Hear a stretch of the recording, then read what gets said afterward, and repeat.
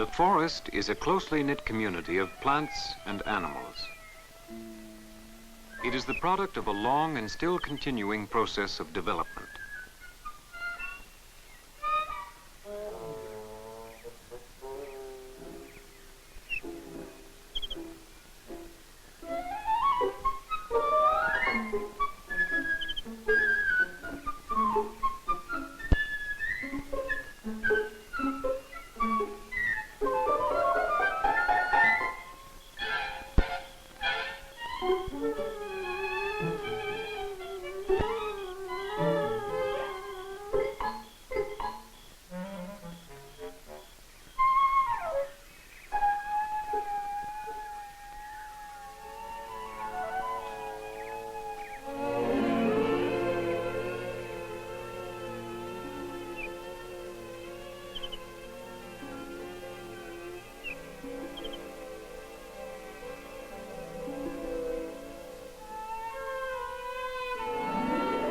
The broad-leaved forest, so characteristic of the southern fringes of the Great Canadian Shield, rests on the rubbish dumps of ancient glaciers, on land which was sculptured into its present form during the last ice age. At that time, some 10,000 years ago, great ice sheets covered the region, and the land was scoured by the grinding pressures of the moving mass of ice, which left behind great heaps of rubble when it melted.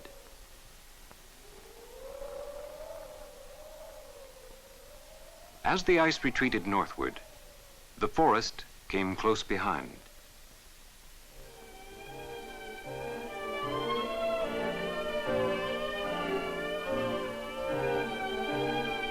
The development of a forest involves competition between many different types of trees and vegetation. Competition for the sunlight, which all plants need. Competition for available moisture and minerals in the meager soil. Much of this competition, this battle for light, moisture, and food, takes place between the seedlings on the ground. On the floor of the mature hardwood forest, maple seedlings are in the vast majority.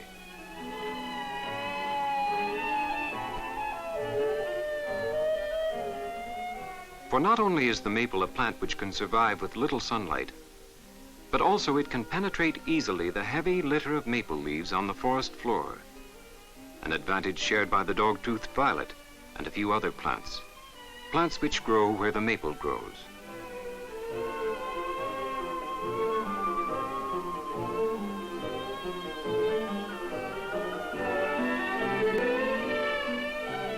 In developing to a more or less stable community, the forest passes through a succession of changes. How these changes occur can be studied in areas where the balance of nature has been disturbed, often by logging or fire,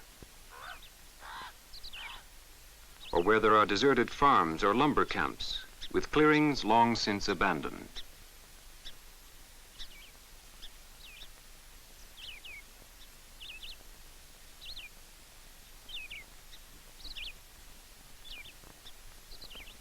Among the early plants which spring up in these cleared areas are bracken, goldenrod, and others.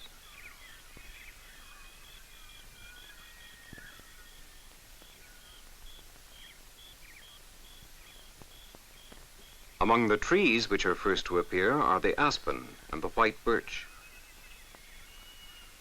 Any of these hardy trees will provide protection and may create conditions favorable for the small spruce trees, which eventually make their appearance.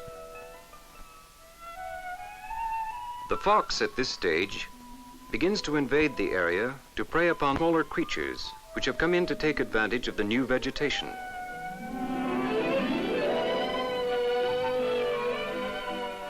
Another newcomer is the groundhog.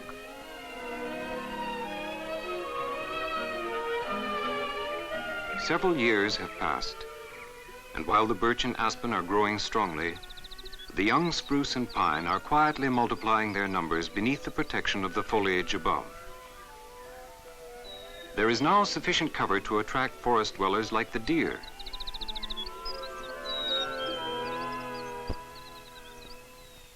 Later on, the spruce and pine will overtake the birch and aspen, which are short-lived trees.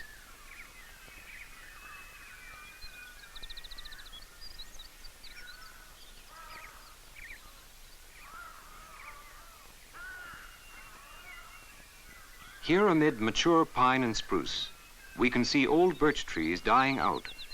One more stage in the slow march of progression is reached. But the dominance of pine and spruce is only temporary. At each stage in this development, the current vegetation adds its quota to the litter of the forest floor and subtly changes the balance of the soil. Now, the amount of shade and the condition of the ground are such that the red maple will begin to appear. The maple's ability to penetrate the litter soon makes it an active competitor with other seedlings. In the course of time, the maple trees will be almost as high as the old pine trees.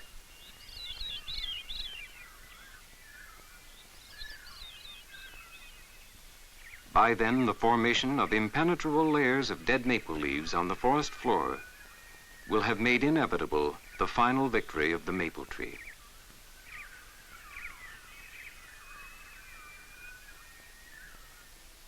Soon, only a few huge pines remain, and maple has achieved supremacy.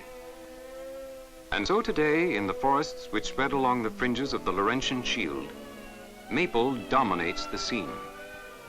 A scene which reaches its peak of magnificence in the fall. For the inhabitants of the forest, the fall is a period of change. For the deer, it is the time for mating. The buck's neck swells, and his antlers become fully grown. The near approach of winter, too, causes the coats of all deer to thicken.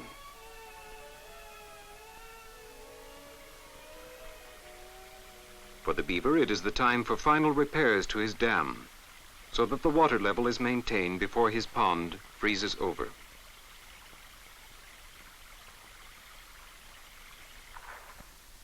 For the chipmunk, it is a matter of storing as many seeds as it can before the snow falls. Millions of seeds are destroyed each year by the teeming rodent population, and this profoundly influences the plant population of the community, and thus the balance of the forest. As the fall advances, the forest begins to lose its leaves, starting with the upper story, the canopy.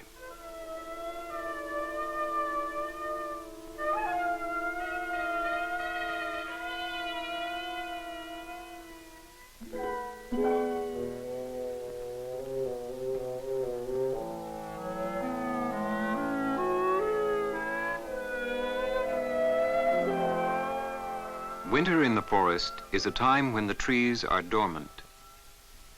For the animals, it means an intensification of the struggle for survival, a long fight against sub-zero weather and lack of food.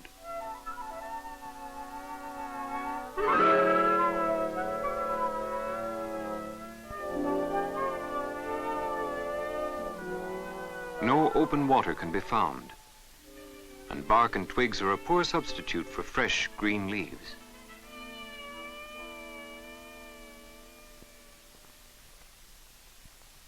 With the warmer weather, the rising sap will ooze from the bitten twigs, periodically to freeze again into icicles.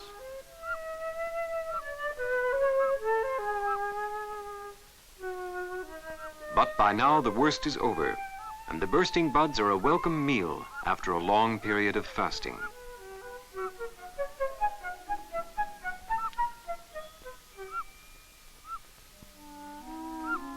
The coming of the thaw leaves the forest floor covered with many pools of snow water. These provide early breeding places for the many creatures like insects and frogs and toads to lay their eggs.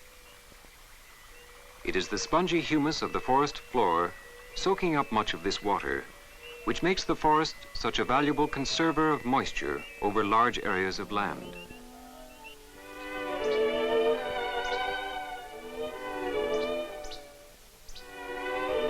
Spring is the blossoming season. Maple flowers appear before the leaves come out.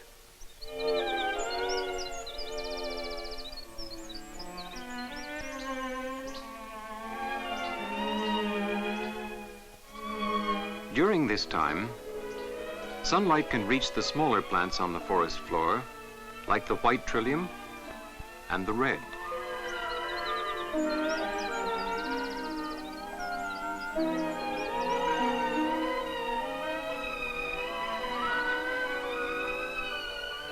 But soon the peak of the flowering period is over, and the trees are in leaf. This is the time when the inhabitants of the forest community give birth to new life. There is plenty of food now for the yellow warbler to raise a family.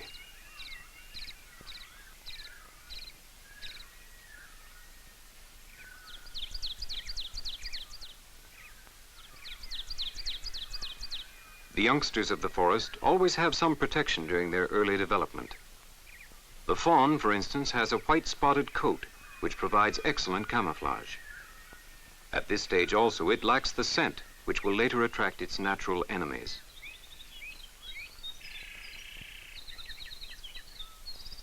During the coming summer, it will have ample opportunity to grow sufficiently independent before the critical winter period returns.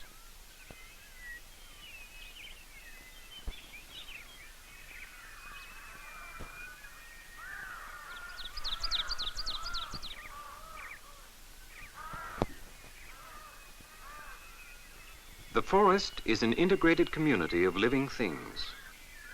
The trees and plants, through their leaves, receive energy from the sun and transform this energy into food. And the animals, like the deer, in turn feed on the trees and plants.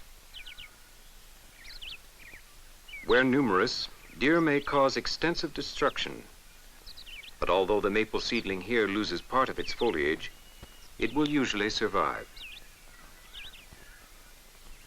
Even when the stem of a young seedling is bitten off, a new side shoot will generally grow upwards.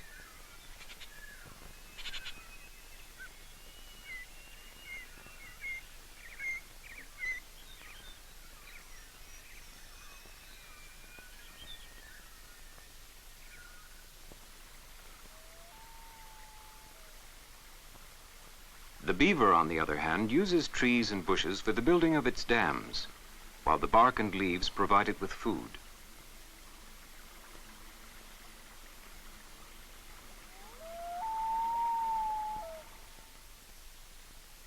Insects, one of the smaller living things of the forest, can cause a lot of damage to foliage, particularly if there are many of them, as in outbreaks of the forest tent caterpillar. The toadstool represents another group in the forest community, the fungi. Often living on trees, they decompose the wood, the decomposed wood later adding to the humus content of the soil. The pallid Indian pipe, though a flowering plant, possesses no chlorophyll with which to manufacture its food. So it, too, like many of the fungi, lives on other vegetation.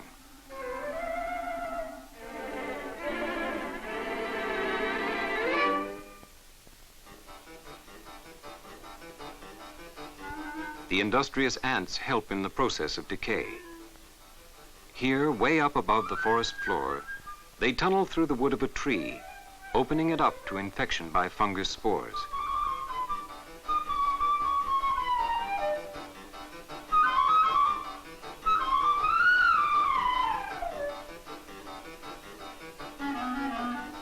But not all forest creatures are destructive to the vegetation which gives them sustenance. Some are beneficial.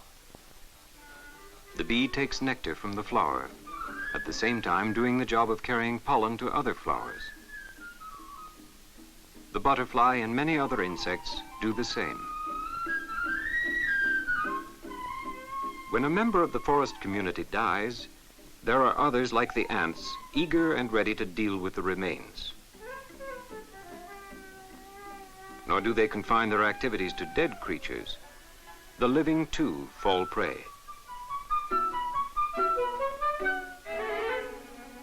Insects and their larvae, too, are a welcome change in the diet of the mice, which live for the most part on seeds.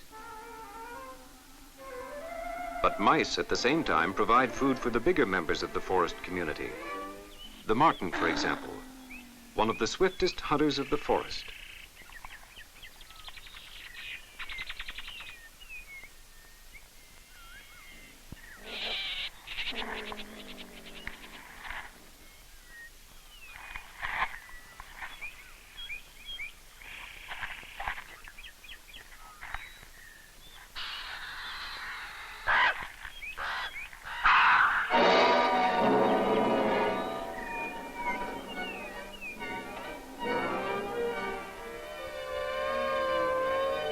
We have seen then how a forest is a balanced community, sustained by conflict as well as harmony.